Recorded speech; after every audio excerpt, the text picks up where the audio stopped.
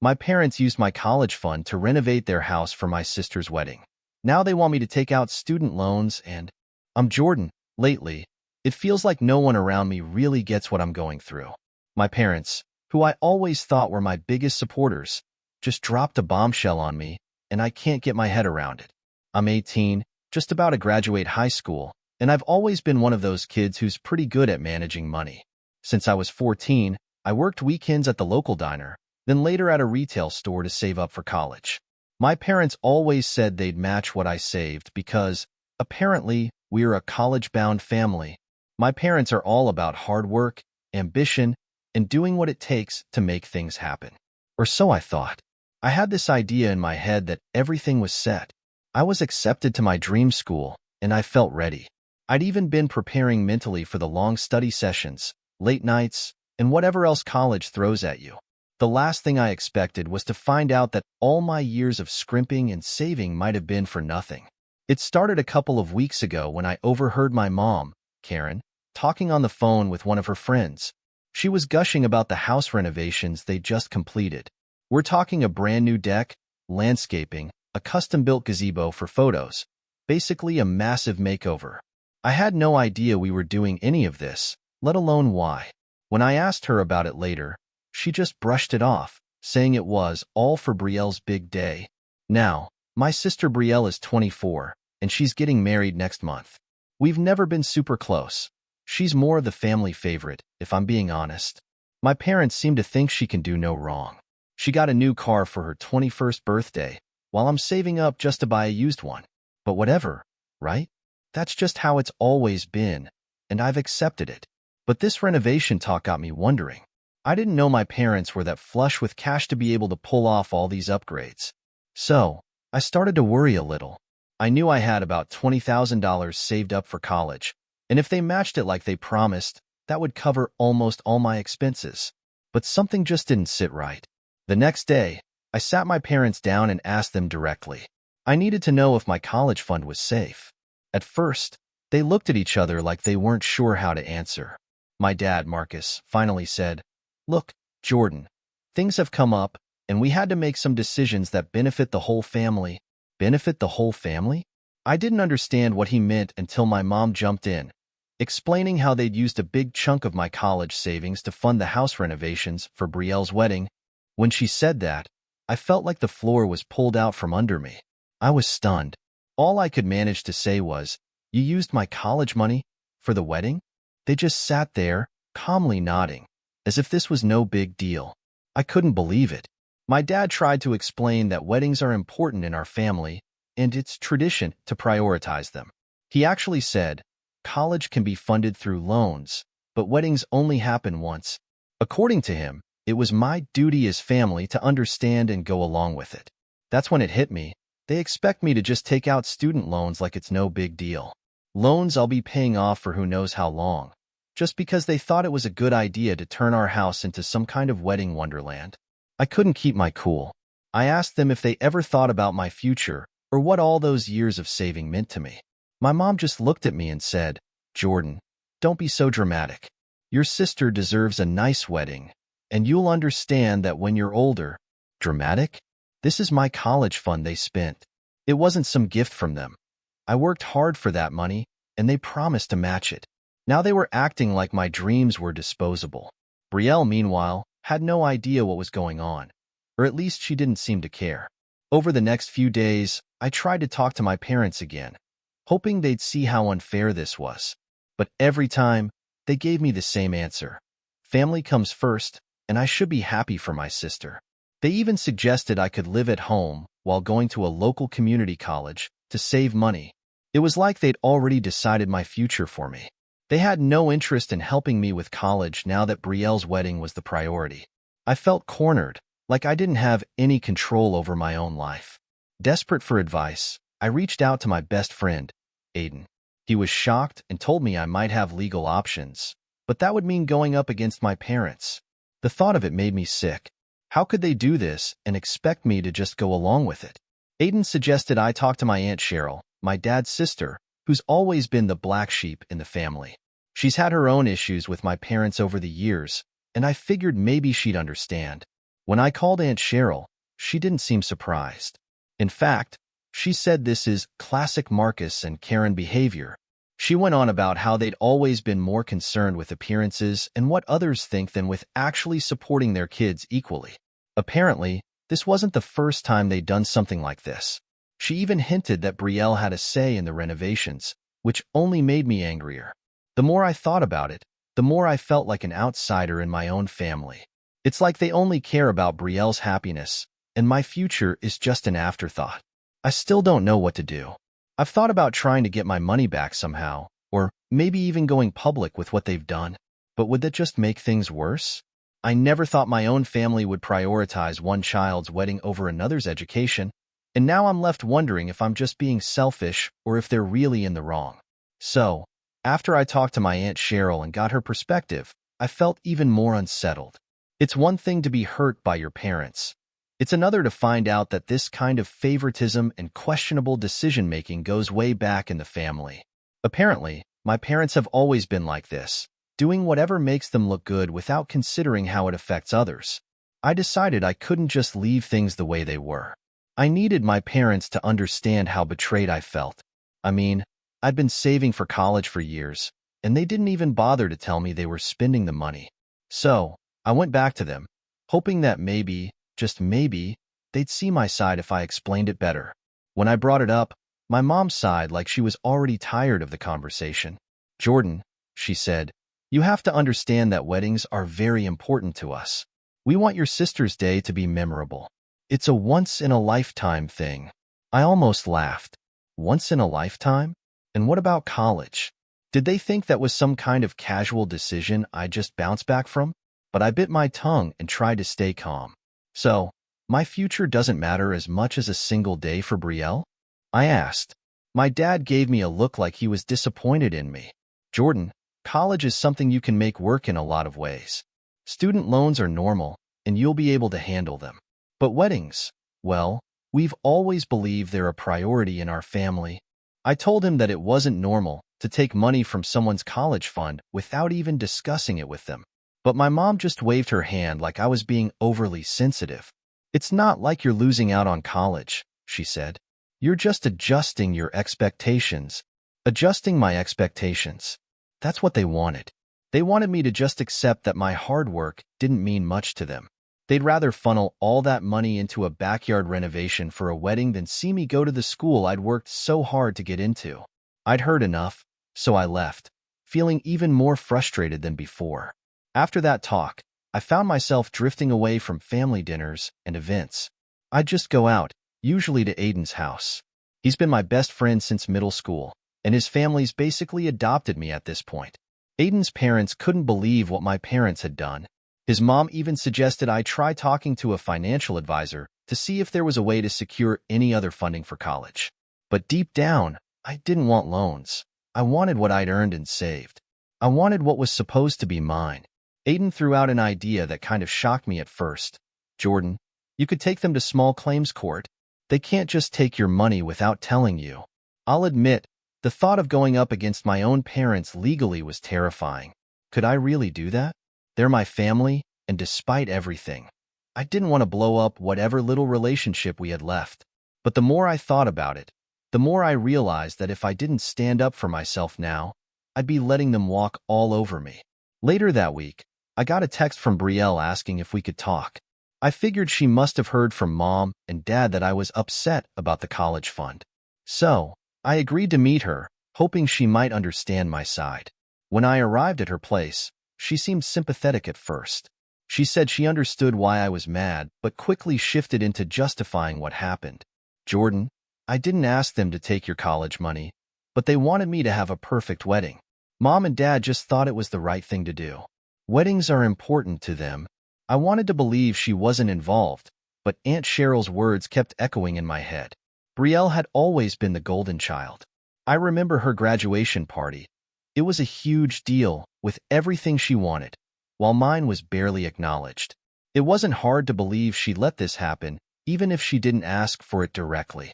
When I pointed out how this decision affected my future, Brielle seemed defensive. "Jordan, don't make this all about you.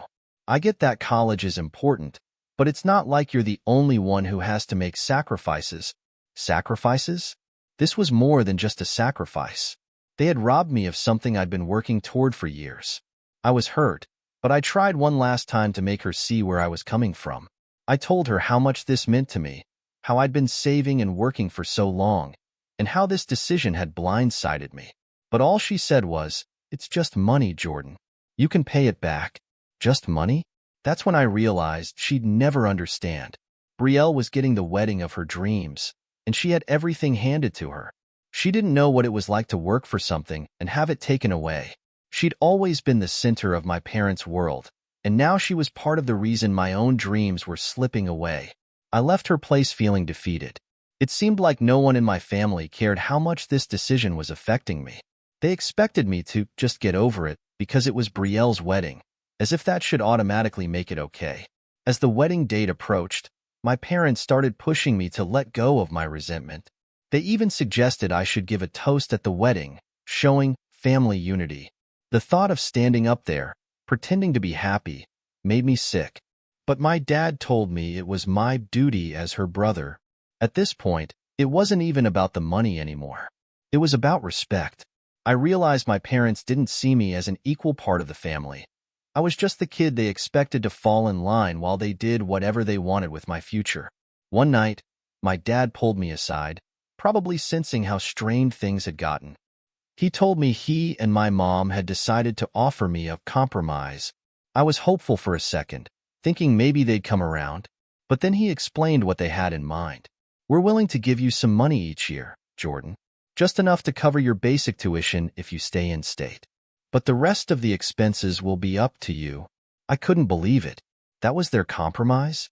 All my years of saving and hard work, and they were offering me a fraction of what I'd planned on. It felt like a slap in the face. At that moment, I realized that if I wanted to go to my dream school, it would have to be on my own terms. I didn't want to rely on them for anything anymore. I couldn't trust them to keep their promises, and I didn't want to be at their mercy. I told them, "Thanks, but no thanks. I'll figure it out on my own." Their shocked faces told me they didn't expect that response. My mom tried to protest, saying I was overreacting, but I was done listening. This was my life, and I was finally ready to take control of it. After that conversation, I started making plans to find a way to get to college without their help. Maybe I'd have to work even harder, take out some loans, and make sacrifices, but at least it would be on my own terms. And as for Brielle's wedding, I didn't know if I could bring myself to even show up, let alone give a toast. This was the moment I decided I wouldn't let my family dictate my future anymore. After that last conversation with my parents, things between us were tense. I'd officially turned down their compromise, and my refusal to accept their crumbs had made them even more distant. They seemed to think that I'd be grateful for anything they offered after they'd spent my college fund, but I wasn't about to let them rewrite my future for Brielle's wedding. With the wedding just a few weeks away, my parents started throwing subtle hints about my attitude. They seemed annoyed that I wasn't jumping into the family excitement. Every conversation felt like another guilt trip. "It's your sister's big day. Family is more important than money. And my favorite, when are you going to get over this?" The answer? Not anytime soon. One evening, my dad called a family dinner, saying we all needed to clear the air. I wasn't thrilled about it, but I figured if I was ever going to get through to them, this might be my chance. When I arrived, the table was already set, and my parents looked like they'd rehearsed a whole speech. Brielle was there too, looking like she was ready for a confrontation. As soon as we sat down, my dad launched into a monologue about the importance of family values and sacrifices we make for the people we love. It was all the same stuff they'd been saying for weeks. I tried to stay calm, but the frustration was bubbling up again. Then he turned to me, with this disappointed look. "Jordan, we understand you're hurt, but you're making this harder on yourself. Your sister is getting married, and you're acting like money is more important than family." That was it. I couldn't hold back anymore. I told them, point blank, that they'd stolen my college fund without even asking me, that they were treating me like I was the selfish one for wanting to hold on to the money I'd worked so hard for. "You say family's important," I said, looking right at my dad, "but apparently that only applies to Brielle." At that, Brielle finally jumped in. Jordan, are you seriously going to ruin my wedding over this? Mom and Dad are offering you a way to go to college, but you're acting like it's not good enough. Do you even realize what you're doing to this family? The whole ruining her wedding comment got under my skin. It was as if they couldn't comprehend that this wasn't about her wedding specifically. It was about what they'd taken from me to make it happen. I'm not ruining your wedding, Brielle, I replied. You and Mom and Dad made that choice when you decided to use my college fund for your big day. My mom looked horrified. Jordan, that's enough. Brielle is your sister. You should want to make her wedding as beautiful as possible. I couldn't believe it. They were acting like my entire life should be put on hold for Brielle's wedding. How was this even normal? At that moment, Noah, Brielle's fiancé, who'd been sitting quietly through the whole thing, surprised me. He cleared his throat and spoke up. I know this is none of my business, he said, sounding nervous, but honestly, I think Jordan has a point. College is a big deal. I mean, maybe there's another way we could handle the wedding that doesn't involve messing with his future. You could have heard a pin drop. My sister stared at Noah like he just betrayed her, and my parents looked like they couldn't believe what they were hearing. But his comment gave me a weird sense of validation, like maybe I wasn't completely crazy for feeling this way. Of course, Brielle wasn't having any of it. She turned to Noah, fuming. You're supposed to be on my side. We've been planning this for a year. Jordan's just being petty and dramatic. My dad quickly tried to steer the conversation back.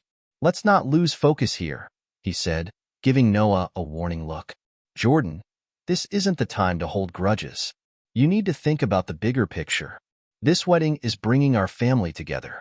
We need you to support us. Their version of support sounded more like, do whatever we say. I felt like a puppet they were trying to control, and I was done letting them pull the strings.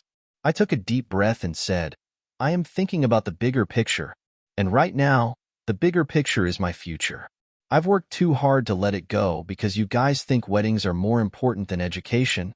At this point, the family dinner was going downhill fast. Brielle stormed out of the room, and my mom was on the verge of tears. My dad just sat there, shaking his head, like he couldn't believe I was standing up for myself.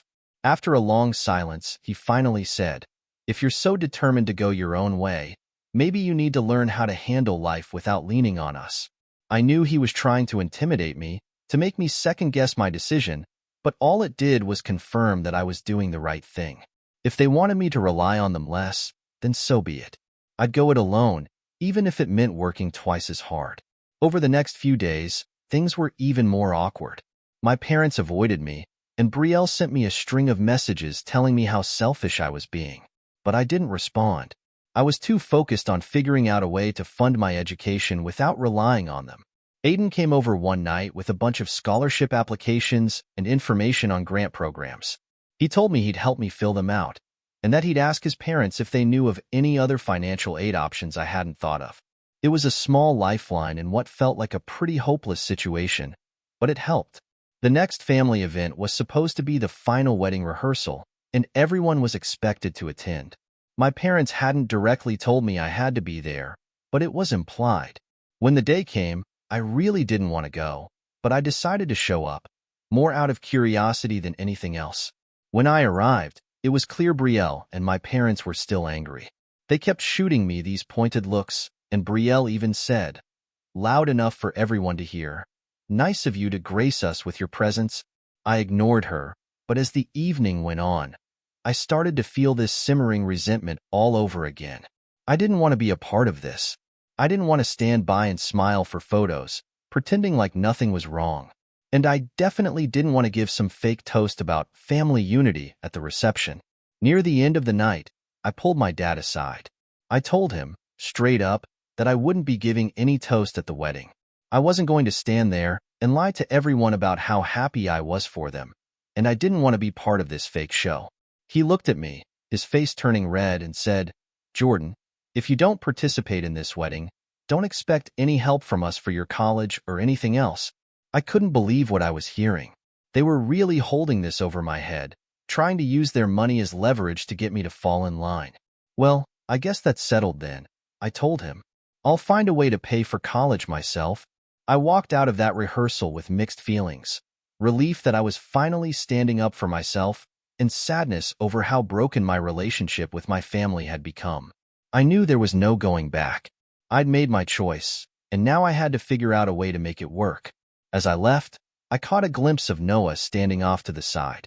He gave me a quick nod, as if he understood, but we didn't say anything to each other.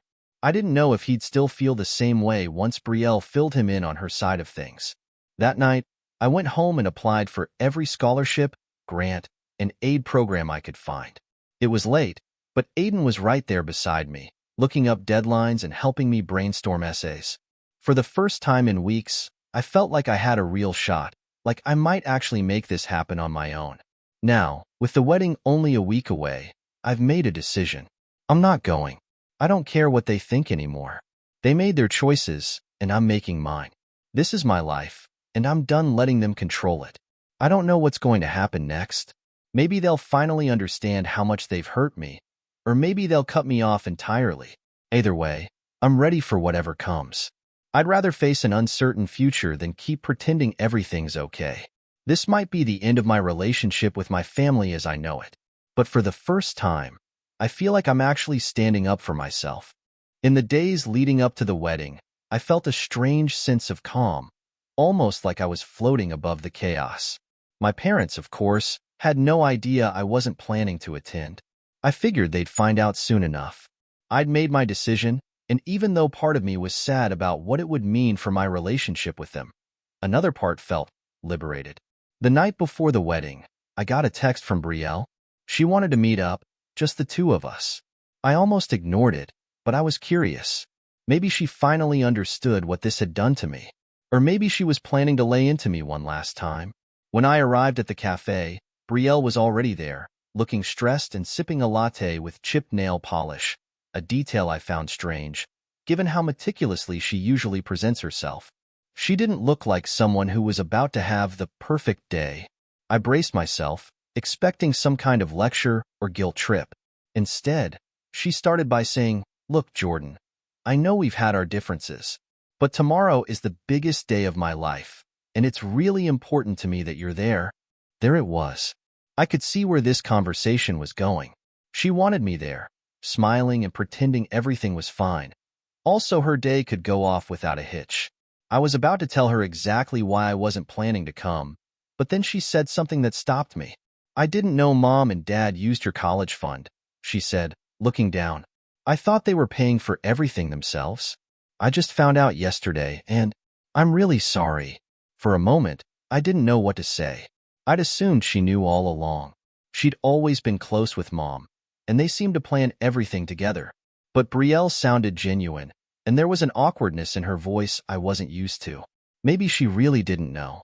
"Brielle, I worked for years to save that money," I told her, not holding back. "They promised to match it, and then they just took it. Like my future didn't matter." She nodded, and I saw her eyes well up with tears. "I get it. I mean, I can't pretend I know what that feels like, but I get why you're hurt. And I know you're not going to want to hear this, but Mom and Dad really believe they're doing the right thing. They think that weddings are, I don't know, sacred or something." I couldn't help but let out a bitter laugh. "Sacred? More sacred than my education?" She shook her head. "No, but they just have this thing about family traditions. They want everything to look perfect for everyone else.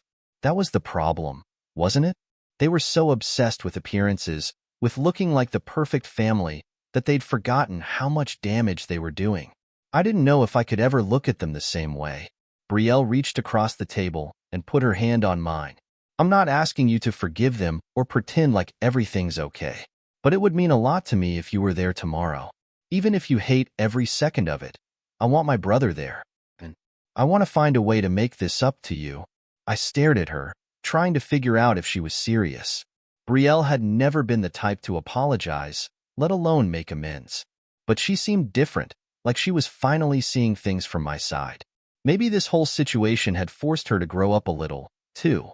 "I don't know, Brielle," I said, pulling my hand away. "This whole thing has messed with me in ways you can't even imagine. I don't want to stand there and smile like I'm okay with any of it." She nodded, wiping away a tear. "I know. But maybe if you're there, it'll be easier to start fixing things. There was a long silence. Part of me wanted to stay stubborn, to stick to my plan of not showing up and making a statement. But another part of me, maybe a softer part one didn't even know I still had, wanted to believe her. Finally, I agreed. Fine, Brielle. I'll be there. But don't expect me to pretend like this is okay. She let out a sigh of relief and gave me a small smile. Thank you, Jordan. I promise, I'll find a way to make this right. The next morning, as I got ready, I felt a weird mixture of dread and resignation. I was going to the wedding, but I wasn't doing it for my parents. I was doing it for Brielle and, honestly, for myself. If I stayed away, I knew it would haunt me. Maybe this was my way of getting closure, or at least starting to find some. When I arrived at the ceremony, I kept my distance, avoiding my parents as best as I could. Brielle saw me and gave me a grateful nod, which was all the acknowledgement I needed. I stood in the back, watching the whole thing unfold like I was an outsider, just a spectator in my own family. Then came the reception. I'd planned on skipping it, but before I could leave, Brielle found me and practically dragged me to a corner. Listen, I talked to Noah, she said, glancing over at her husband, who was chatting with a group of relatives. He knows everything now, and he's mad at Mom and Dad. He actually suggested that maybe we could help you out. I raised an eyebrow. Help me out. She nodded. Look, I don't know if you'll want this, but Noah and I talked, and we'd be willing to cover the amount Mom and Dad spent. We can give it to you as a loan, or whatever works. You don't have to pay us back right away. We just want you to have the chance to go to the college you worked for. I was stunned. After everything, I hadn't expected this. Brielle had always been the one who seemed to take whatever our parents gave her without question. But here she was, offering to undo some of the damage they'd done. I didn't know what to say. Are you serious? I asked, still trying to wrap my head around it. She nodded, her face serious. Yes, Noah thinks it's the least we can do. I know it doesn't make up for everything, but I want to try. I didn't know what to feel. Part of me wanted to reject it outright, to insist that this was my parents' responsibility. But at the same time, this was the closest anyone in my family had come to actually helping me, and it wasn't lost on me how big of a gesture it was, especially from Brielle. After a long pause, I finally said, "Okay, I'll think about it." She smiled, and for a brief moment, I saw a version of my sister I hadn't seen before, someone who actually cared about making things right. She gave me a hug, and even though it was awkward and a bit stiff, it felt like a start. I stayed for the rest of the reception, mostly keeping to myself, but watching my family. My parents were laughing and chatting with guests, probably feeling like they'd pulled off the perfect wedding. I didn't know if they even realized what Brielle had offered me, or if she'd kept it a secret from them. Either way, it felt like a small victory that I'd gotten through the day on my terms. After the wedding, I took a few days to really think about Brielle's offer. I didn't want to accept it out of desperation, but I couldn't ignore that it would help me get closer to my goals. Noah even called me to talk it through, reassuring me that he wasn't doing it out of pity or obligation. He genuinely wanted to help. In the end, I accepted their offer, with the understanding that I'd pay them back when I could. It wasn't the ideal solution, but it was better than drowning in loans I'd never be able to get rid of. For the first time in weeks, I felt like I might actually be able to go to college without carrying the weight of my parents' decisions on my back. Things with my family are still complicated. My parents don't know about the arrangement yet, and I'm not sure how they'll react when they find out. Part of me doesn't care. I've learned the hard way that I can't rely on them to support me in the way I thought they would. But there's a small part of me that hopes they'll see this as a wake-up call, that they'll realize they need to start valuing my future as much as they valued Brielle's wedding. I don't know if I'll ever fully forgive them, but at least now, I have a way forward that feels like my own. And maybe that's all I can ask for. After the wedding, things felt surreal. Brielle and Noah's offer to cover what my parents spent on the renovations for her wedding was a relief, but it also brought up a lot of mixed emotions. I felt grateful to them, especially since Brielle had always seemed more like a stranger than a sister to me. But part of me was also sad that it had come to this, that my sister and her new husband were stepping in to help me while my own parents were still blind to the damage they'd caused. It didn't take long for my parents to find out about the arrangement. I'd been avoiding a confrontation, but Brielle must have told them because, one night, they called me down for another family talk. My mom didn't waste any time before launching into it. "Jordan, I can't believe you'd go behind our backs like this, taking money from your sister and her husband." I stared at her, trying to keep my frustration in check. "They offered to help, Mom. I didn't ask them. But it's my future we're talking about here, and you made it clear that the wedding was more important." My dad looked genuinely angry. "Jordan, this is a betrayal of family trust. We offered you a compromise, and you threw it back in our faces. Now you're turning Brielle against us, making her feel guilty for something that was never her fault." It was all so backwards. I couldn't believe they still saw themselves as the victims in this whole thing. "You took my college fund without even talking to me," I said, my voice steady. "You're acting like this is about loyalty, but it's about respect.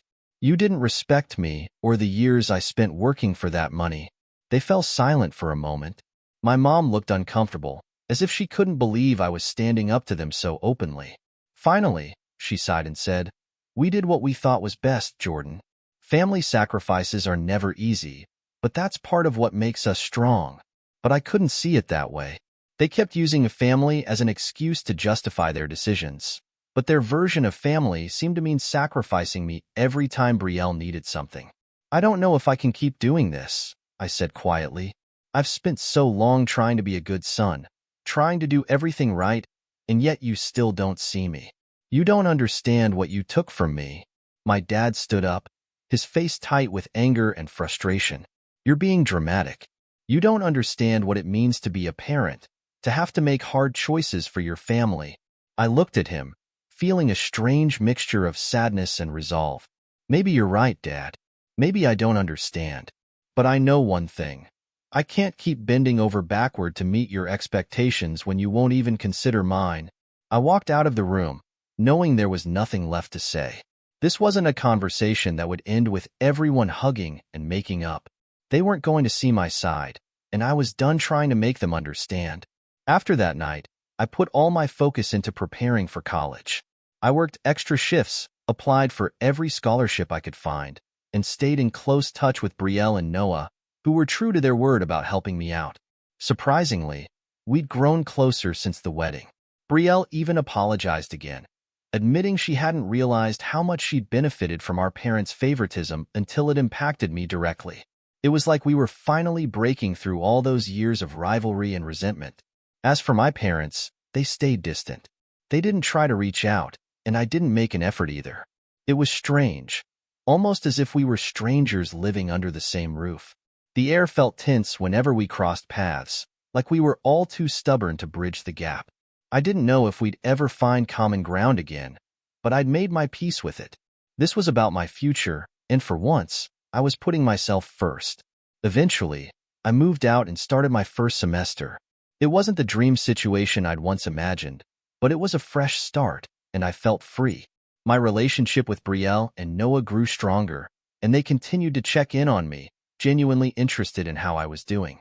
In an ironic twist, the person I'd always seen as my rival was now my closest family ally.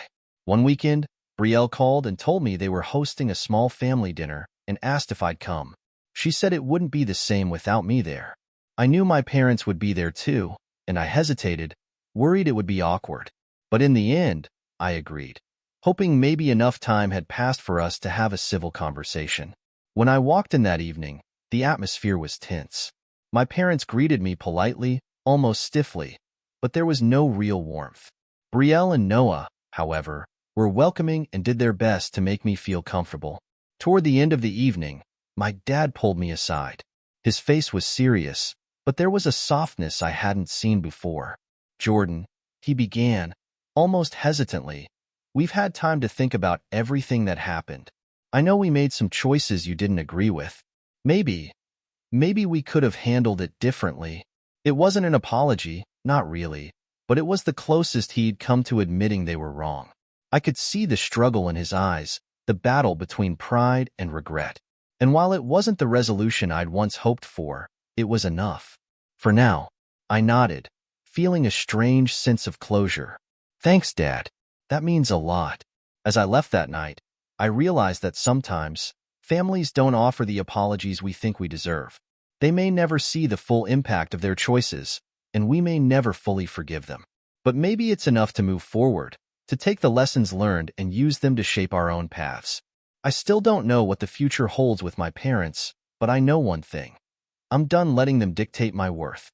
I'm building my own life on my own terms, and that's a victory in itself.